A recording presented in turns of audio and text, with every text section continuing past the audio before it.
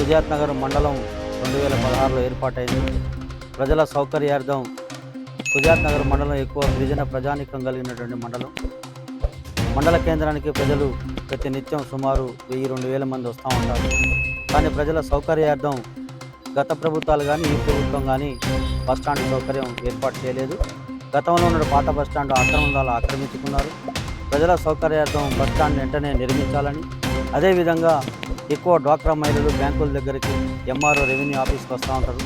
వారికి మూత్ర విసర్జన వెళ్ళడం చాలా ఇబ్బందికరంగా ఉంది. వెంటనే మండల కేంద్రంలో సులభ కాంప్లెక్స్ ఏర్పాటు చేయాలని సిపిఎం పార్టీ తరఫున డిమాండ్ చేస్తూ ఉన్నాం.